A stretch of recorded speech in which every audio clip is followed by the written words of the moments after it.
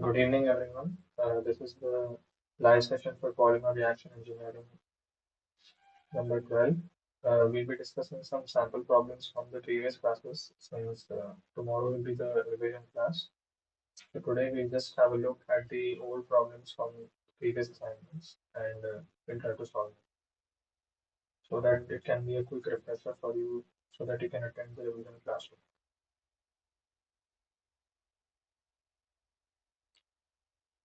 We have for polydispersity index, which statement is or are correct. We have the options. It is the ratio of weight average molecular weight to number average molecular weight. First option. Second one we have it is usually 1 for monodispersed polymers or greater than 1 for actual polymers. It is used as a measure of broadness of molecular weight distribution. The polymer with number average molecular weight alone, considering the polydispersity, may mislead. So if we look at the first option, it is the ratio of weight average molecular weight to the number average molecular weight. This is the classic definition for polydispersity index. When we divide the weight average molecular weight with the number average molecular weight, what we are basically doing is we are differentiating based on the longest chain present in the polymer, that is based on its weight, and the population of a single weight chain, that is the number average. So it is the ratio of both of them. So the first option is correct. The next one is it is usually 1 for monodispersed polymer or greater than 1 for actual polymers. What happens is that when a polymer is monodispersed, in the sense like all chains are of equal length, then your weight average molecular weight and number average molecular weight ratio will become 1. But real polymers are never monodispersed. During manufacture, we try to make it as monodispersed as possible, like having very uniform polymer chains, but polymerization reactions are very difficult to control. So that's why monodispersity is also difficult to achieve. But for pure polymers, monodispersity is 1 and greater than 1 for actual polymers. Next, we have it is used as a measure of broadness for molecular weight distribution. Uh, in molecular weight distribution, if the broadness is large, in the sense like when the weight, there is more discrepancy between the ratio of weight average molecular weight to the number average molecular weight.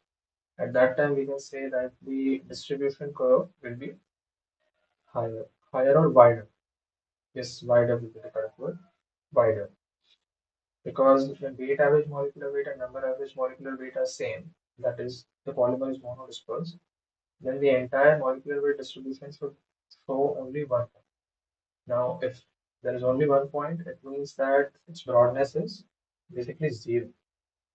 So that's why it is also used as a measure of broadness for molecular weight distribution. Next question. Completely amorphous polymers show only Tg, glass transition temperature. Crystalline polymers show Tm, melting temperature, and semi-crystalline polymers exhibits both temperature. Now let's have a refresher on what is Tg, Tm. Okay, so you can see from this graph right here that we have a graph here for stiffness versus temperature for and how the polymer changes its states as the temperature melts it. So starting from Tg, in its ambient condition states, polymers are usually present in the glassy form. Glassy form, polymers are usually present in the glassy form. So in the glassy state, what happens is that the polymers are quite tough and flexible. But as you increase the temperature, what happens is the polymer chains start to open up and they start flowing. So in that case, the glassy state transitions to a rubbery state. The temperature at which this transition occurs is called the glass transition temperature, and that corresponds to a particular temperature where this occurs. The next stage is the rubbery state, where the polymer behaves like a rubber.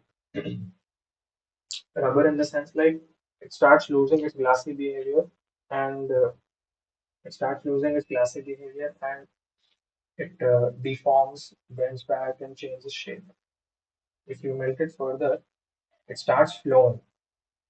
And if you keep increasing the temperature, then onward, what happens is that the polymer forms a viscous melt, and that is called a melting temperature. So we have the basic definitions for glass transition and the melting temperature. So based on that, completely amorphous polymers, what happens is when the amorphous polymers are made, amorphous polymers don't have any properly structured crystalline arrangement. So in that case, they just move on from glassy state to rubbery state and directly melt. That's why they only show glass transition temperature. Since they don't have any crystalline arrangement, what happens is that the polymer chains which are randomly organized, the moment they come across a high temperature boundary, they start moving quickly and they lose their form. In case of crystalline polymers, what happens is that crystalline polymers are arranged in a tightly packed manner, and the chains are entangled quite a bit with each other, which gives it the crystalline properties. So what happens in that case is when you start increasing the temperature of that polymer, it will it will not lose its glassy state for quite a long time. But the moment it reaches a certain threshold, after which what happens is the polymer chains start flowing, and because of that, there is a viscous flow and it starts melting. That temperature is your melting temperature. And in case of semi-crystalline polymers have both the characteristics of amorphous polymers and crystalline polymers, as the polymer chains are either arranged in spheruloids, which might be disorganized or organized. If they are organized, then crystallinity will increase. If they are disorganized, you will have amorphous nature in the polymer. So because of that, completely amorphous polymers will show glass transition temperature and crystalline polymers show melting temperature and semi-crystalline show both. So this is true. Moving on, we have a classic reactor and fluid system here, and we'll be looking at some polymer reaction right here. So this is the basic chemical engineering question. If the recycle ratio is zero, then the recycled reactor approaches to plug flow reactor, and the performance equation of the recycling reactor will become the same as the performance equation of the BFR. Now let's take a look at the system. We have a reactor with a certain inlet and outlet product stream. Now, the outlet stream is getting divided into two streams. One is purge and other is recycle. So what happens is that if the recycle ratio, that is the part which is being recycled, uh, basically becomes zero, then what happens is that if the recycle ratio is zero, means that all of the recycled material is also moving on forward. So because of that, the plug it starts behaving like a plug flow reactor. And if you try to apply the performance equations of the plug flow reactor to a system like this where the recycle ratio is zero, then the entire recycle reactor system will approach to a plug flow behavior. And that is why this is true. Moving on to the next question. The average molecular weight obtained in the step growth polymerization is limited by rate of reaction, reaction equilibrium, rate of diffusion, and energy. We will look at the first three options from the rate of reaction. The rate of reaction for step growth polymerization process, when we have a closer look at it, rate of reaction does not necessarily dictate how the molecular weight will transform. So the average molecular weight obtained in this step growth polymerization does not get limited or in any way affected by the rate of reaction. Next, we have reaction equilibrium. Now, as the monomers are combining together to form a polymer through the step growth process, they might reach a wall that is nothing but your reaction equilibrium wall, where uh, because of because of encountering the equilibrium, what happens is that the reaction might not proceed further, which will affect the chain growth of the polymer. Because of that, molecular weight in that particular polymer might get affected. So because of this, the average molecular weight of the entire polymer would also get affected, and that is why reaction equilibrium dictates how average molecular weight obtained in Strathclyde polymerization is limited by. Next one, we have rate of diffusion. Rate of diffusion is not necessarily a factor in controlling the average molecular weight obtained in Strathclyde polymerization, as diffusion processes does not have any effect on the polymerization process of the mono. So because of that, reaction equilibrium is the main factor which dictates the average molecule. Here we have a fill in the blanks. Electron functional groups increase the electron density over carbon-carbon double bond of the system. This leads to facilitation of the cationic polymerization of the mono. Now, if you look at the question itself, we can see that increasing the electron density over carbon-carbon double, which means that the group which we are talking about, functional group which we are talking about, is a electron donating group.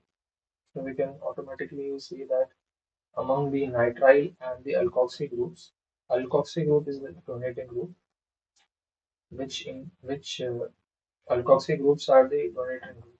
So electron donating functional groups like alkoxy increase the electron density over carbon-carbon double bond of the system. So whenever it encounters any CC double bond, alkoxy group might pass on its electron to increase the electron cloud density over the carbon-carbon double bond, which helps in facilitation of the cationic polymerization reaction of the movement. In case of high viscosity polymers, the size exclusion chromatography cannot be used due to clogging of reactor by the viscous polymeric fluids. So basically, what happens in size exclusion chromatography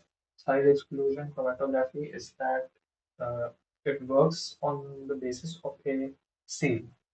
How it works is that how it works is that the polymerization reaction, uh, sorry, not the polymerization reaction. Whenever the polymer is passed through a size exclusion column, what happens is the size exclusion column usually consists of small beads. Now these beads are porous.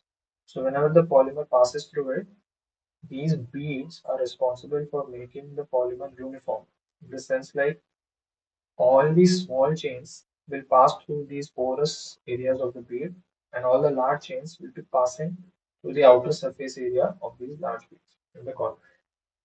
So because of that, clogging of the reaction of the viscous polymeric fluid might not be the case in size exclusion chromatography. So that's why the statement is false.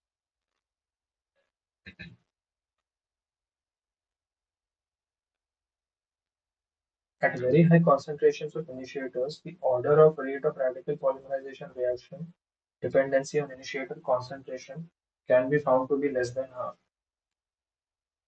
The reason can be attributed to resonance stabilization, impurities present in the monomer, Kh factor, or all of the above. So if we take a look at it, the resonance stabilization, whenever resonance stabilization is there, the electron cloud densities are stable in that case. So at very high concentration of initiators, the order of the rate of polymerization reaction dependency on initiator concentration can be seen that it does not get affected much. Uh, Whereas in case of cage factor, what happens is it creates a cage effect where radicals are formed from decomposition of an initiator molecule and are surrounded by a cage consisting of solvent or monomer. So what happens within this cage is that recombination of radicals can occur. So this recombination can sometimes deactivate. This recombination can deactivate the reaction itself. So because of that, uh, the radical polymerization reaction dependency on initiator concentration can be found to be less than that was. So Based on that, we define something called gauge efficiency, which tells you about the ratio of rate of constant for gauge combination to the sum of rate constants for all gauge processes. So any kind of gauge factor process which is occurring, where recombination of radicals can take place, deactivate the reaction. So that's why is a gauge factor is the reason why at very high concentrations of initiators, the order of rate of radical polymerization dependency on initiator concentration can be found to be less than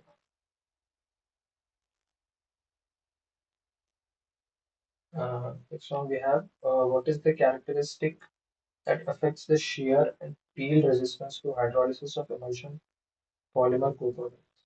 Now, emulsion polymers and copolymers to go under hydrolysis, and the strengths and the shear and peel resistance of the polymer basically dependent on how long the polymer chain is. So what happens is that the type of polymer distribution we have inside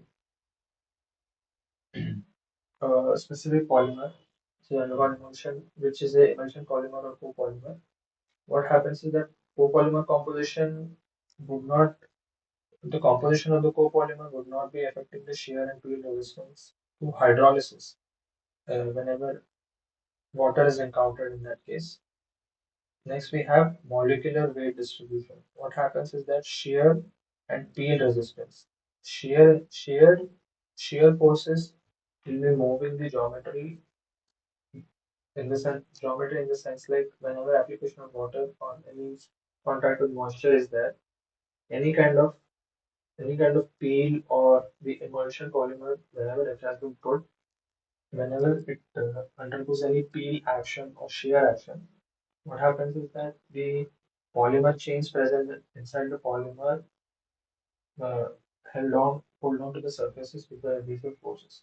So in that case, the shear and peel resistance will be based on the weight of the polymer. So the molecular weight distribution of the polymer is very much important in characterizing the shear and peel resistance to hydrolysis of emulsion copolymers and polymers. Next question. In radical polymerization, sometimes the premature termination of propagating polymer occurs due to the transfer of hydrogen other atoms other atoms to the propagating polymer from the same solvent or with the initiator. The new radical formed due to the chain transfer reaction can again initiate the polymerization. This leads to the reaction. We will go by the options one by one. First, in radical polymerization, whenever the premature termination of propagating polymer occurs due to transfer of hydrogen atom, this action is called the chain transfer process, where the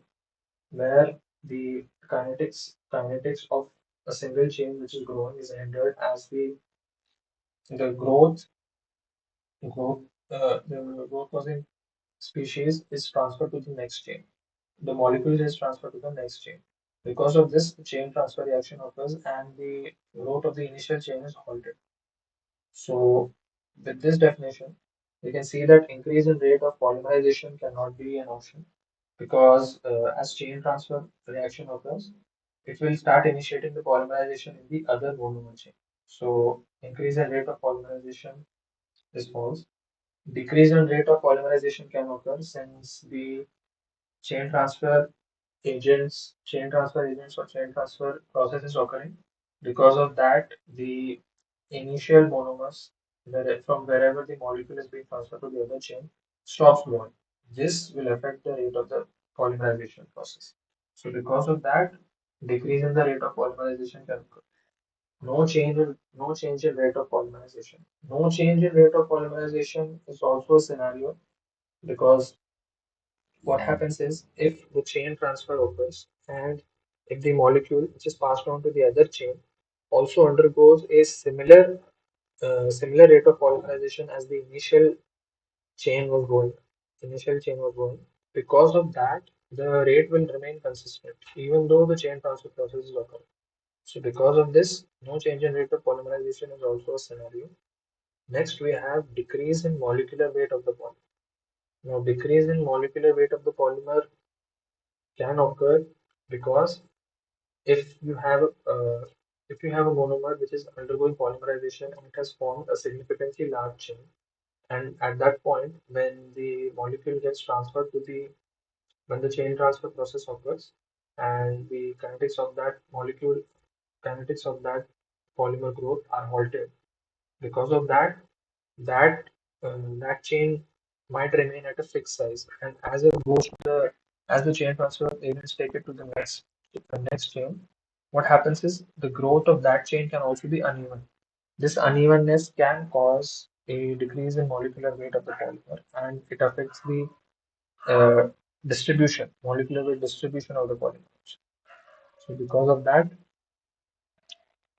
chain transfer reaction can initiate the polymerization reaction, but it can also come with all these drawbacks right here. So today's class was only for discussion of some previous problems.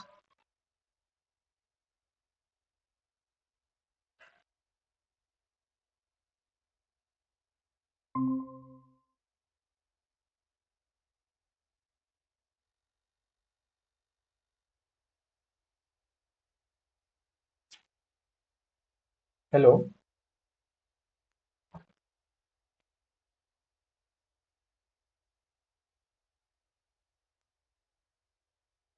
Today's class we'll be discussing about some of the older problems from the previous assignments, so that you can have uh, just a quick glance at the previous problems. Tomorrow will be a class for revising the small concepts throughout the lectures.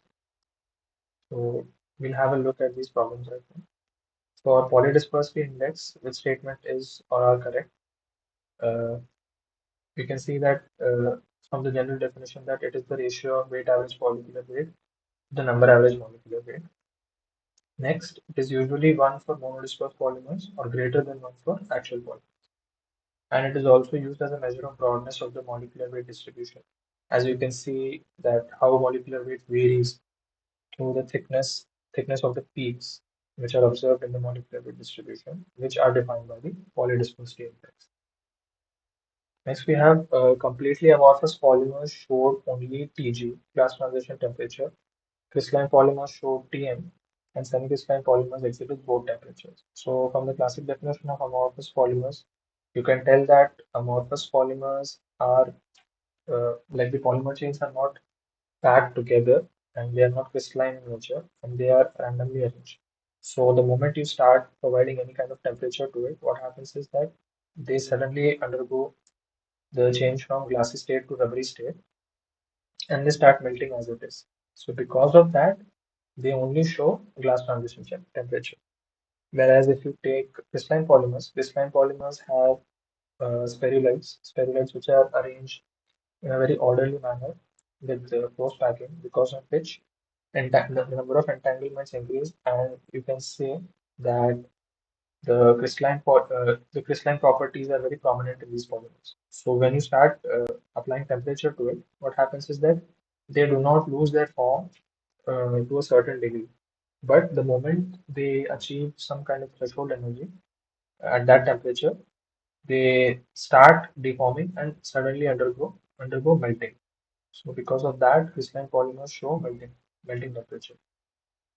Next, we have semi-crystalline polymers exhibit both temperatures. Semi-crystalline polymers consist of both parts of amorphous and crystalline polymers. The spherulites can be tightly packed arranged, or some of the spherulites might be disorganized. So because of that, there might be some portions of semi-crystalline polymers which might show Pg and the others might show melting temperature. So they can show both behaviors. Next, we have a classic question on the chemical reaction engineering. So we have if the recycle ratio R is 0, then the recycle reactor approaches to plug flow reactor, and the performance of recycling reactor will become the same as the performance equation for PFR. Now, if the recycle ratio R is 0, now recycle ratio R, you can see that we have an inlet, outlet, and a recycle stream. So if you take a look at the ratio of the recycle which is being fed back into the inlet of the reactor, if this becomes 0, we can see that the entire inlet will just pass on and move through the reactor as it is.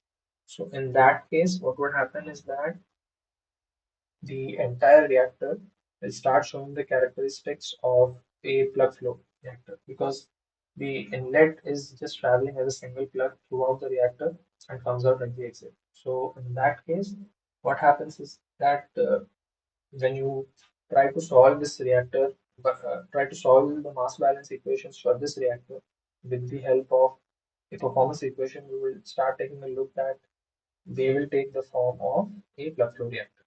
So that's why whenever recycle ratio R is zero, the recycle reactor approaches to a plug flow reactor. Moving on, the average molecular weight obtained in step growth polymerization is limited by. Now, in step growth polymerization, we're seeing that rate of reaction, how quickly the reaction is proceeding, might not affect the average molecular weight obtained since the rate of reaction, even if it's high enough, what happens is step growth polymerization. In step growth polymerization process itself, the polymer as the monomers undergo polymerization, the rate of reaction will start increasing the chain length, but simultaneously other chains also increase at the same rate in step growth polymerization. So in that case, average molecular weight which is obtained might not be affected. Reaction equilibrium, on the other hand, is the main determinant for the average molecular weight which is obtained in stable polymerization. What happens is if a monomer is undergoing polymerization, what would happen is as it keeps going, as it keeps forming and extending the polymer, if the moment the reaction reaches equilibrium, the growth will stop at that point. So the equilibrium position where it stops will determine what is going to be the average chain length of that polymer, and that in turn decides the average molecular weight, as all reactions will come to the same similar kind of equilibrium position. Next, we have a fill in the blanks question. Electron as functional groups like dash increase the electron density over carbon-carbon double bond of the system.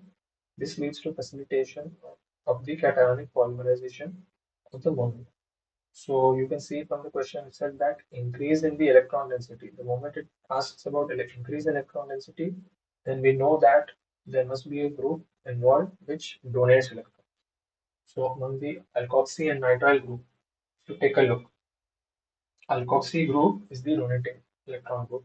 So the electron donating functional groups like alkoxy increase the electron density over the carbon-carbon double bond. So whenever alkoxy groups encounter a carbon-carbon double bond system, they start donating the electrons and the electron cloud density over the carbon-carbon double bond will increase, and that will lead to the cationic polymerization of the polymer, as the carbon-carbon double bond will start holding a negative charge because of the high electron density. Next question we have. In case of high viscosity polymers, the size exclusion chromatography cannot be used due to the clogging of reactor of viscous polymer. So what happens in that case is that the uh, size exclusion chromatography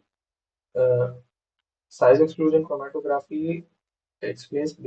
How it happens is that the column through which the size exclusion process is going on, that column consists of porous beads. Now these porous beads, what they do is whenever any viscous polymeric fluid is encountered in such cases, the polymer gets segregated into different parts. How a polymer might consist of various uh, various like chains, various chain lengths. So what happens is all the small chain length polymers, right? They will start entering the pores of pores of these porous material. Now, because of that, their residence time will increase. Whereas the large chain polymers, they will just travel on the outside of these porous beads because since they are larger in length, they won't be able to enter the small pores. So because of that, a segregation occurs, and because of that, the clogging of the reactor because of the viscous polymer fluids won't occur. So that's why This statement is false. That in case of high viscosity polymers, the side exclusion chromatography cannot be used. At very high concentrations of initiators, the order of rate of radical polymerization reaction dependency on initiator concentration can be found to be less than half. The reaction can be attributed to resonance stabilization, impurities present in the monomer, or cage factor. Now, what is the cage factor? What happens because of the cage effect?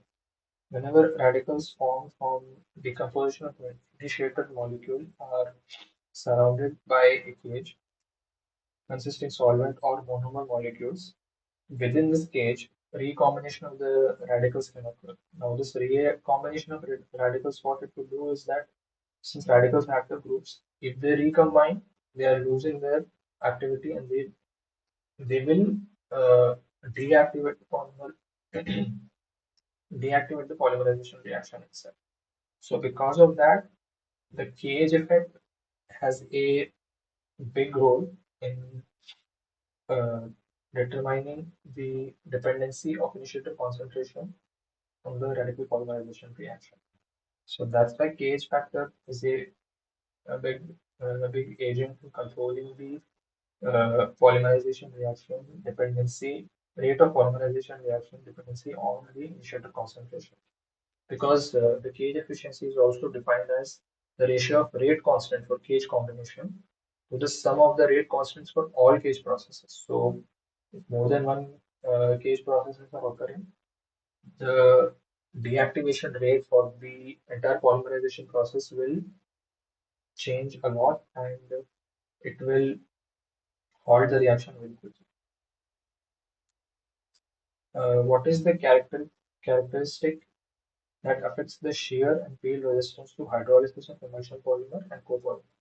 In case of emulsion polymers and copolymers, hydrolysis process, because of shear and field resistance, what happens during shear and field resistance is that the polymer chain and its adhesive properties, whenever they come into picture, the hydrolysis process will affect the polymer chain itself. So because of the polymer chain is getting affected, molecular weight distribution in that case will be a characteristic that will affect the shear and field resistance to the hydrolysis of the emulsion polymer or copolymer. Uh, and last question we have, in radical polymerization process, sometimes the premature termination of propagating polymer occurs due to the transfer of hydrogen or other atom to the propagating polymer from the same solvent or with the initiator. The new radical formed due to the chain transfer reaction can again initiate the polymerization. This leads to, now we have four options here. Now, radical polymerization, whenever chain transfer reaction occurs. What is chain transfer reaction? As the definition says right here, that whenever a propagating polymer's molecule moves on and transfers its molecule to the other propagating polymer, the initial molecule's growth will stop, and the other polymer which is propagating will start propagating. So because of that, what happens is a lot of changes will occur. First option is increase in the rate of polymerization. Increase in rate of polymerization cannot occur. Why? Because if the original propagating chain itself is transferring its molecule through the chain transfer reaction to the next monomer solvent or the initiator, this will decrease the rate of polymerization reaction. This has a scenario of decreasing the rate of polymerization reaction, and any kind of increase will not be encountered. So, increase in rate of polymerization is is the false answer for this. Next, we have decrease in the rate of polymerization. As we just discussed, if the propagating polymer from the same monomer will move on to the next causing the premature termination of the initial propagating polymer, that will decrease the rate of polymerization in this case. So decrease will be encountered. Decrease in the rate of polymerization is a scenario for chain transfer reactions in radical polymerization reaction. Next, we have no change in the rate of polymerization. Now, what happens is this can be a scenario where there is no change in rate of polymerization. Why? Because when the initial propagating polymer molecule, the moment it undergoes any kind of premature termination, what happens is that the chain transfer molecule which has been transferred to the other propagating polymer can have a similar rate to the initial chain which was prematurely terminated. So in that case, the rate is not affected since they both are going on in the same rate. So because of that, no change in rate of polymerization can be observed in some cases. Next, we have decrease in the molecular weight of the polymer. This is a very big factor as we can see that premature termination will definitely halt the chain growth of the polymer. Now, since the chain growth is getting altered, what would happen? The weight of the polymer will be terminated at an early stage, and since chain transfer process keeps occurring, all the subsequent forming propagating polymers will also have a decrease in the molecular weight. So, because of that, decrease in molecular weight of the polymer is also a big factor. So, these were some of the few questions from previous assignments. Just to have a glance, just to have a glance on it. Tomorrow will be the last class for this subject, and we'll be just looking at some concepts from the previous classes and from lectures and lecture notes, and we'll be seeing some basic definitions and some basic theory about polymer reaction processes and different kinds of polymerization processes. So tomorrow same time we'll be seeing will be the last session for this course.